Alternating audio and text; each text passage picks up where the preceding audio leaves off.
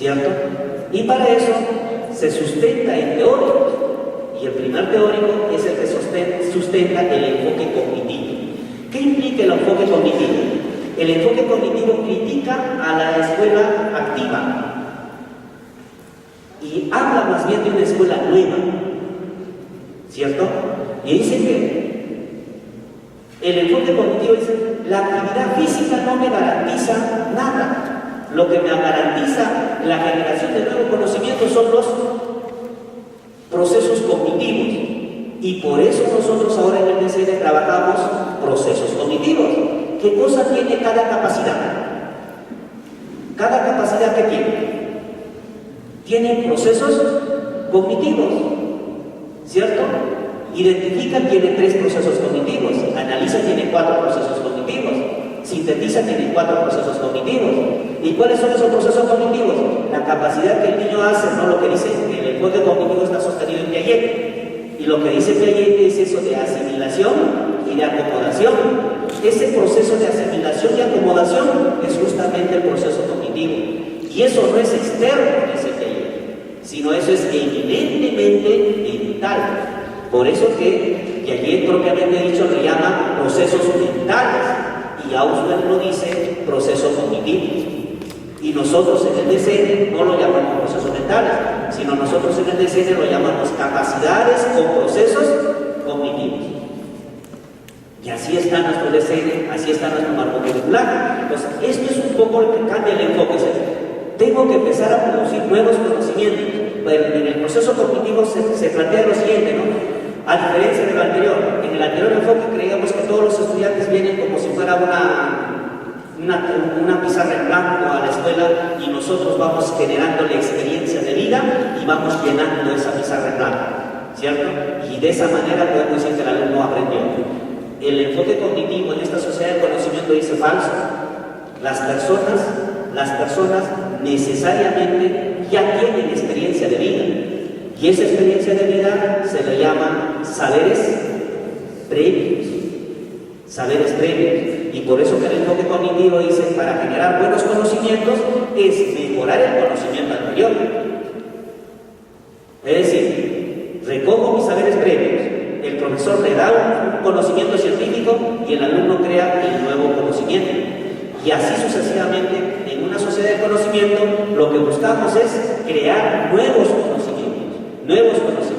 En otras palabras, un buen alumno no es aquel que repite lo que el profesor dice. Un buen estudiante es aquel estudiante que dice lo que el profesor dijo, pero desde su punto de vista, desde su perspectiva, y lo demuestra. Por eso es que ha cambiado los enfoques de las áreas. Matemática, por ejemplo, busca ahora el enfoque de resolución de problemas. Y para resolver el problema ya no importa hacer algoritmos, es seguir todos los pasos que me dijo el profesor, no, sino es llegar a dar la solución al problema con el proceso que yo considere o con el que mejor me parece. Entonces, esas cosas, por ejemplo, el enfoque cognitivo nos va dando buenas referencias. En el enfoque cognitivo podríamos hablar intensamente de 3 representantes. El primero, Piaget, ¿cierto? ¿El segundo quién? Brunner. Y el tercero, Auswell. Y los 3 están en el DCN como pilares. Por eso es que nuestro DCN está organizado: capacidades, conocimientos y aptitudes. Y recuerden, es Piaget que trabaja intensamente el cambio de actitud. En otras palabras, Piaget habla, dice, del juicio, de la conciencia moral. Y Piaget dice, en la experiencia que hizo con sus hijos, a partir de 3 años los niños ya tienen conciencia moral, asumen una conciencia moral. Entonces, es un poco la idea del enfoque cognitivo. Luego vamos a abordar un poco más de cada uno de ellos. El enfoque social también está presente en nuestro DCN. Este enfoque social está presente en el DCN y está presente en rutas del aprendizaje. ¿En qué consiste este enfoque social? Es el que rescata la propuesta que hace Vygotsky. ¿Y qué dice Vygotsky? Vygotsky también hace una crítica bien interesante. Vamos viendo un poco para responder a la sociedad. Vygotsky dice que los estudiantes no es, o sea, que la escuela no garantiza necesariamente el éxito a los estudiantes, sino que necesariamente tiene que intervenir su contexto social. Refuerza lo que dice ayer, que los estudiantes definitivamente traen gran parte de su entorno social. Si el entorno social es pobre, entonces es posible que su nivel de aprendizaje también sea pobre. Pero en este caso, Vygotsky hace un planteamiento bien interesante, porque acuérdense que Vygotsky plantea el enfoque socio-histórico-cultural. Pero en el DCN no recogemos el socio-histórico-cultural. Nuestro DCN tiene el enfoque social. Rescatamos el entorno social. ¿Cierto? Varias cosas dice Vygotsky al respecto. Por ejemplo, me interesa esta de acá. Según Vygotsky, la sociedad tiene que ser educadora. No basta la escuela. Tiene que ser la familia, tiene que ser las autoridades, tiene que ser la misma comunidad y tiene que generarse entornos de aprendizaje. El alumno debe aprender en la escuela, pero también debe seguir aprendiendo en su comunidad. Y para esto la comunidad tiene que generar estos entornos de aprendizaje, dice Vygotsky. Y hace una precisión bien interesante. Acuérdense que Vygotsky trabaja las cuestiones complejas, ¿no? Básicamente del signo, lo que es lo que antes era Saussure. Vygotsky hace el trabajo y le pongo el ejemplo, dice, ¿no? Si un niño adquiere sus conocimientos en base a conceptos correctos del uso del vocabulario, entonces tendrá un buen dominio de comprensión lectora.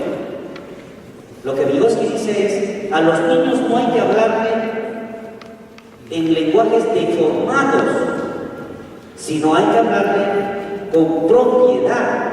Mientras el signo sea más complejo, es mejor, porque el niño tendrá definitivamente un vocabulario más técnico y posteriormente será exitoso en la comprensión lectora y será exitoso en la escuela.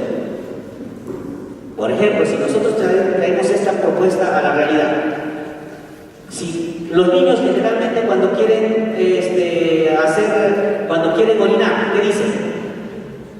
Llega a hacer pichi. ¿Y quién le enseñó que hacer pichi es eso? ¿En qué diccionario está? A ver, busquen algún diccionario y definan de pichi. Y esa es la crítica de Vygotsky. Dice, si las personas empezamos a tener nuestro vocabulario, dominio léxico, con lenguajes muy pobres, tendremos dificultades en la comprensión lectora. Pero ¿qué hubiera pasado si ese niño le hubiera dicho que, mira, ¿sabes qué? Que no es pichi, sino lo primero que hubiera aprendido el niño es diccionar? ¿O no habría entendido qué es diccionar? ¿Me entienden? ¿Me entienden? Sí, entienden. ¿Sí entienden? Entonces, imagínense que Vygotsky haya conocido nuestra realidad, no se haya visitado una escuelita y haya escuchado pichi, pajarito, cosita, no sé qué cosas, nomás hemos deformado tanto el lenguaje y el niño con ese lenguaje se maneja a diario, con ese lenguaje se interrelaciona, con ese lenguaje se comunica en su sociedad, ese lenguaje es su comunicativo textual. O sea, con ese lenguaje se tiene el dominio en su entorno. Y curiosamente ese lenguaje no lo aprendió en la escuela.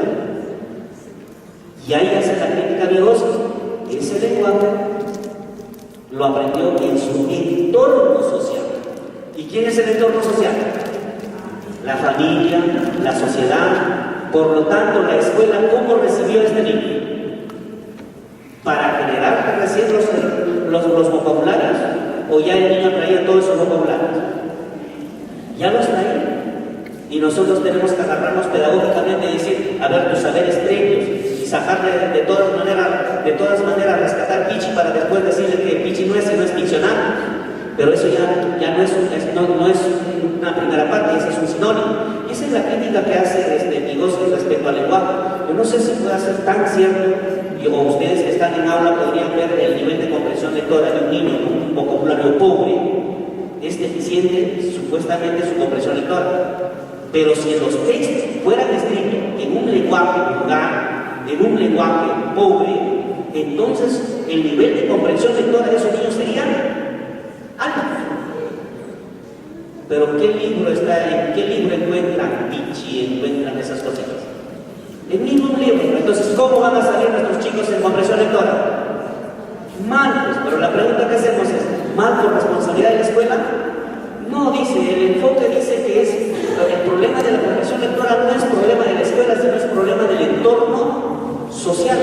Por eso que ahora trabajamos el enfoque de sociedad educadora. La sociedad no instruye.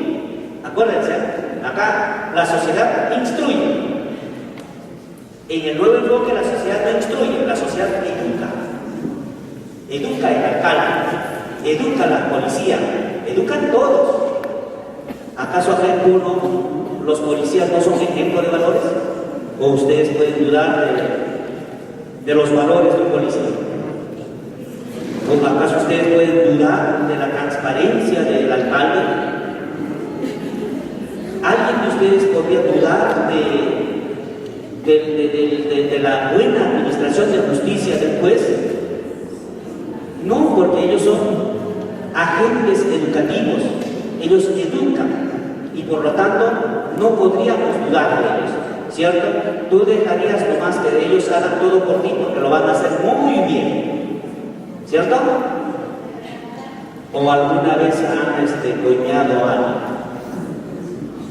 Entonces, si ocurriese eso, tiene razón amigos, hay problemas, no va a haber solución inmediata de toda esta situación en el enfoque del conocimiento o en esta sociedad del conocimiento hasta mientras no se empodere y hasta que la sociedad no se convierta en ellos. O sea, no nos estresemos también pues porque nos hacen estresar, pues, no avanzan en comprensión lectora, no avanzan en pensamiento lógico. ¿Y qué tiene que ver la escuela con eso? Si el niño viene con la cantidad de léxico del hogar, ¿cuándo aprenden las primeras palabras? Por eso está muy bien que en el modelo que se trae para esta escuela, para este enfoque, es que los niños deben ir a la escuela desde cero años. Ahí sí. Por eso que el DCN, ¿a partir de cuándo dice que el niño tiene que ir al colegio? Al día siguiente que nace. Primer ciclo es de cuánto a cuánto? De 0 a 2. Primer ciclo es de 0 a 2. En otras palabras, el enfoque pedagógico dice que ni bien nace hay que quitarse a traer al niño de la sociedad a la escuela para que no se vaya, o al menos para en algo ir mejorando. Y por eso que este enfoque saca lo otro que se llama la escuela de padres. Y estamos trabajando intensamente en la escuela de padres. ¿Por qué? Porque es la única posibilidad que ellos podrían contribuir, pero no hay escuela para traer a la policía, todo, aunque tenemos nosotros, y se llama CONEI, o no hay CONEI acá en los colegios. Y el CONEI es un ente educador, es un ente formativo, ahí lo integran toda la sociedad organizada. Ni caso pasa. Entonces no entendemos el enfoque. Finalmente nos estamos dando cuenta que el enfoque teóricamente no está mal, el enfoque está bien. El asunto está de que de repente el que lo dirige ni lo ha entendido.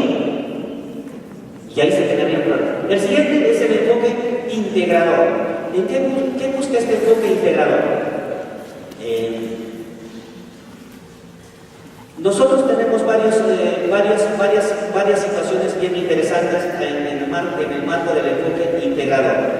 Que dice, la escuela anteriormente era exclusiva, excluía muchas cosas. Y es cierto, no podríamos negar, si era excluyente. Y en este enfoque actual, que es el enfoque integrador, lo que busca es integrar, ¿cierto? Integrar a todas las personas, a todos los estudiantes a la escuela y que todos sean parte de, que todos, nosotros ahora este enfoque integrador lo podemos materializar como educación inclusiva. Todos tienen derecho a educarse. Puede haber, vamos a suponer, puede ser un niño de repente con problemas de conducta, pero no es un caso perdido. Se puede integrar. La escuela busca eso, la escuela busca de integrar a las personas a la sociedad y a integrarlo para bien. Nadie integra para mal a un estudiante en la sociedad. Yo no creo que nosotros nunca hemos integrado a la sociedad, por ejemplo, pandilleros. Esos pandilleros que existen, esos no engañones, pues. Nunca hemos integrado a la sociedad, por ejemplo, delincuentes. Esos que existen se han venido de otros sitios, de Chile, de Lima, ¿sabes? Pero de su escuela no ha salido. ¿O conoces a uno de ellos que estudió en tu colegio? Así sea, la escuela no excluye, la escuela integra. ¿Por qué? En este modelo anterior la escuela sí era excluyente. En el modelo anterior la escuela expulsaba. ¿Se acuerdan? ¿Cuántos de ustedes han tenido la dicha y el honor de ser expulsado por haber hecho alguna inconducta en la escuela? Sí, expulsado. Había otro que habían expulsado ya caserito de escuela, de colegio en colegio. Ahora no, pues ahora ustedes van a ver expulsen a un alumno de la clase. No se puede expulsar sí por el enfoque, pero tampoco dice que hay que permitir todo. El enfoque es cierto, tiene que ser integrador. La escuela tiene que ser formativa, ¿cierto? Tiene que ser formativa. Teóricamente está correcto, pero con los problemas sociales que tenemos, aún nosotros de repente no podríamos hablar que realmente tenemos que integrar absolutamente a todos. Pero sí, en algunos casos, en el caso, por ejemplo, de las necesidades específicas de educación, allí sí, hay que integrarlos, ¿cierto? Muy bien, tenemos los dos enfoques, el enfoque de una sociedad industrial y el enfoque de una sociedad de conocimiento. Ahora sí queda claro. Escuchen, en este enfoque lo que valía era el conocimiento. El conocimiento para poder tener el dominio de. En el otro enfoque, lo que se prioriza no es el conocimiento. ¿Qué cosa es lo que se prioriza? La capacidad. La capacidad. Por eso se dice que el DCE y el marco curricular o rutas del aprendizaje se centran en la capacidad, y el conocimiento es un medio para desarrollar la capacidad de la gente. No está diciendo que el conocimiento no sea bueno, está diciendo que los conocimientos es un medio. ¿Y por qué es un medio? Por el enfoque. Lo que pasa es que ese conocimiento que tú le das al estudiante, de repente ya cambió al día siguiente, o de repente desde que tú lo diste, ya estaba desfasado. Pero la capacidad no. La capacidad organiza jamás se va a desfasar. ¿O se puede desfasar la capacidad organiza? Si el alumno aprende a organizar, a inferir, a analizar, a sintetizar, a evaluar, a proponer, a crear, a diseñar, ¿eso se puede desfasar? No puede. Pero el conocimiento que se dio para que desarrolle esa capacidad sí pudo desfasarse. ¿Por qué? Porque en una sociedad de conocimiento, el conocimiento también tiene tiempo de caducidad. ¿Cuánto dura el conocimiento? Imagínense nomás. Recién estábamos aprendiendo a manejar el DC, ahora ya nos hablan de marco curricular. O sea, recién estábamos tratando de entender las 11 áreas, ahora vamos a tener que bajar a ¿cuántas áreas? ¿A cuántas? ¿A los saberes fundamentales cuántos son? A 8. ¿Ya ves? ¿Viste cómo que los conocimientos no habrán cambiado los conocimientos? No, siempre los conocimientos son pretextos. Por eso es que ya nosotros no trabajamos por asignatura. Por eso trabajamos por áreas. ¿Y cuál es la diferencia entre una área y una asignatura? La asignatura es disciplinaria, busca profundizar el nivel de conocimiento, mientras que una área busca de integrar conocimientos básicos, ¿cierto? Conocimientos básicos de utilidad. Y entre un área hay un conjunto de disciplinas o un conjunto de asignaturas. Por ejemplo, si el área es comunicación, en comunicación, ¿qué disciplinas están? ¿O qué asignaturas? Lingüística, fonología, literatura, semiótica, morfología y todo lo que tienes. Todo eso, todas esas disciplinas están dentro de comunicación. En cambio, antes, no, pues antes trabajábamos botánica, zoología, trigonometría, álgebra, geometría, historia del Perú del proceso americano, historia del Perú del proceso americano y mundial. geografía, historia universal, geografía, economía, geografía física, geografía económica, geografía geopolítica, y lo trabajábamos a nivel de conocimientos. Y esa es la crítica actual, ¿no? Porque las universidades todavía siguen trabajando con ese enfoque. Las universidades siguen trabajando aún todavía con un enfoque de conocimiento. O sea, están acá todavía. Bueno, no se preocupen, este año ya me supongo que van a mejorar. Porque una vez que alguna universidad empieza a rescatar capacidades, nuestros chicos van a ser más exitosos que los chicos que van de academia. Y es verdad también en la práctica. Los chicos que tienen mayor posibilidad de trabajo en nuestra sociedad no son los chicos que salen egresados de una institución educativa privada necesariamente. Si ustedes ven todo el entorno laboral, los chicos que ocupan los mejores puestos son chicos que han salido de escuelas públicas porque le han desarrollado capacidades, le han desarrollado tantísimas capacidades que les sirven para interrelacionarse, para solucionar problemas, para resolver conflictos, etc. Y no para solucionar problemas de baldojo. Él de repente ni sabe solucionar un problema de baldojo, pero sin embargo va y soluciona un litigio de tierra. Entonces, esa es un poco la diferencia, pero bueno, hay que consolarnos con algo. Muy bien, enfoques entonces está claro. Los enfoques pedagógicos vigentes en nuestros DCM son cognitivo, social e integrador. O sea, ahora la escuela no excluye, la escuela integra. Muy bien, si eso está claro, entonces ya puedo entender qué teorías del aprendizaje debo desarrollar para responder esos enfoques. ¿Cierto? Ese enfoque nos exige en la 28044. Bien, ahora, ¿a qué teóricos del aprendizaje voy a utilizar para poner en práctica en mi desempeño laboral? Un clic. Ahí está. Teorías del aprendizaje. Tenemos que recordar de dónde venimos y a dónde vamos. Eso es muy bueno, porque aquel que niega su pasado puede ser un poco peligroso entender tu futuro. Entonces, igualito, anteriormente hemos visto el enfoque tradicional y el enfoque nuevo, que es el enfoque del conocimiento. Ahora vamos a ver la teoría del aprendizaje anterior y la teoría del aprendizaje nuevo. ¿Cómo trabajábamos anteriormente? Ahí está, la teoría conductista. Es decir, ¿qué buscaba la escuela? El cambio de conducta. Una escuela instruccional lo que busca es instruir y modificar conducta. Y para eso puedo utilizar un instructor, no necesito necesariamente un profesor. Y por eso existían instructores. ¿Cuántos de nosotros no hemos tenido instructores? Y por eso a los papás les encantan a los instructores. Problema de disciplina, hay que traer un instructor. Que vayan a marchar y que los hagan rampear.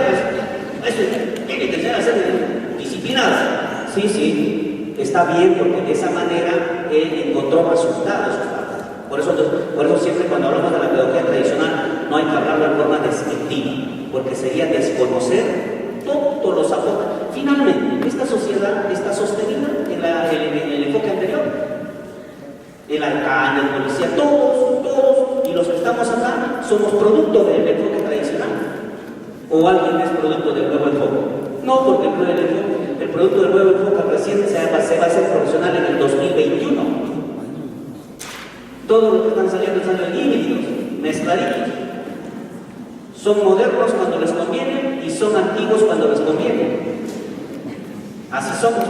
En algunas cosas, eso no se hace. En otros, oye, sal del closet, fue destápate. ¿Cierto? No sé, ya pues. Pero esa dicha solo nosotros vamos a tenerlo, porque solo nosotros hemos vivido generacionalmente eso. Somos del milenio anterior, somos del siglo pasado y vivimos en un nuevo ciclo, educamos en un nuevo ciclo. Bueno, somos un caso. Entonces, teoría conductista. La teoría conductista inicial, la que entra a la escuela inicialmente, es el condicionamiento clásico. El condicionamiento clásico para nosotros en nuestra práctica llega por la década, o sea, está vigente por la década de 50, 60, hasta el inicio de la reforma educativa y clásica. ¿Y por qué se caracterizaba? Por hacer uso de las tres variables: estímulo, organismo, objeto y respuesta. E, O, R, ¿cierto? Y ese enfoque era propiamente planteado por Watson, donde consideraba que la escuela es un laboratorio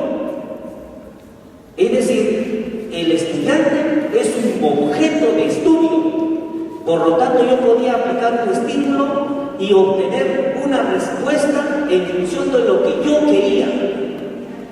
La intencionalidad lo tenía yo y dice, yo te voy a educar así para que tú salgas sí, y se acabó.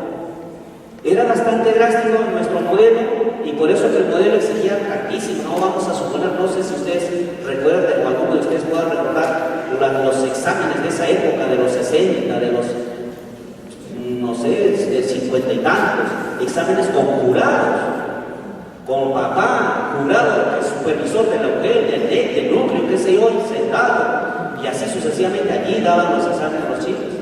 ¿Por qué? Porque se tenía que garantizar eso, lo que se había buscado en ese tiempo. ¿Bueno o malo? Bueno, pues debe ser bueno.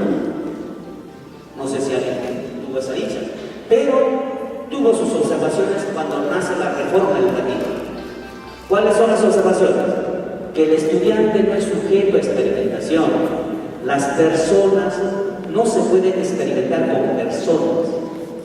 Además, no puedo garantizar que a un estímulo aplicado a un grupo pueda tener una misma respuesta en serie. No es así. No es como fabricar un carro. Yo hago un modelo de carro, lo llevo a la fábrica y saco 1000 carros del mismo modelo. Así no funciona. Por eso que el enfoque de condicionamiento clásico fracasa. ¿Cierto? Y aparece más bien un enfoque un poquito más cristiano, que es el enfoque de condicionamiento operante, que lo trae Skinner, ¿no? lo desarrolla Skinner. Pero elimina el manipular a los estudiantes. Y Skinner solamente nos habla de estímulo y de respuesta. Y Skinner sostiene bien su teoría y dice que a un estímulo dado a un grupo de estudiantes puedo obtener respuestas, pero no necesariamente las mismas respuestas, sino esas respuestas pueden ser diferenciadas. Y ahí entra Bloom y complementa y dice, claro, esas respuestas dependen del nivel de capacidad de cada alumno. Algunos pueden llegar a lo literal, a lo diferencial, al análisis, otros pueden llegar hasta lo aplicativo. Y se complementan. Ese es el modelo que implementamos nosotros hasta la década, podríamos decir hasta 2000, y si no es hasta ahora. Porque ese Skinner que nos plantea en el anterior modelo, y esto tengan cuidado para los casos, para los exámenes, los famosos reforzadores. ¿Cierto?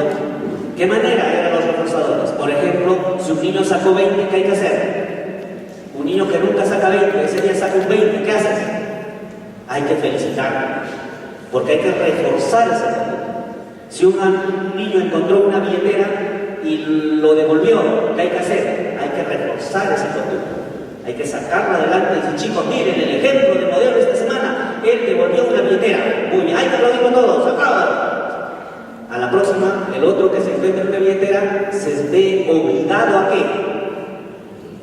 A devolverlo. ¿Por qué? Porque de esa manera estoy reforzando conductas. Entonces, ese es el mecanismo operante que nos plantea, condicionamiento operante que nos plantea Skinner, ¿cierto? En este condicionamiento. Entonces, ¿es válido o no es válido? Mucho conductismo aún todavía nosotros seguimos haciendo en el colegio. Por ejemplo, damos diploma al primer puesto. Damos beca al primer puesto. ¿Sabes? Y el mismo sistema nos exige. Saque los 5 primeros puestos. Revisa la norma, 1984. Pero si en 1984 era otro enfoque, ¿cómo puedo seguir sacando primeros puestos con la norma de 1984? Pero no hay otra, ¿cierto? Y así sucesivamente podríamos ir encontrando un conjunto de actividades que hacemos en la escuela. Los padres se convierten en reforzadores, refuerzan a sus hijos con algunas, de repente algunos regalos, algunas dádivas, o perdón, de repente un castigo también puede ser un refuerzo, un condicionante. No me salen a recreo si no terminan sus ejercicios. ¿Funciona o no funciona? Funciona. Y ahí viene la crítica de la nueva propuesta de la teoría cognitiva y de todo el enfoque de la nueva propuesta.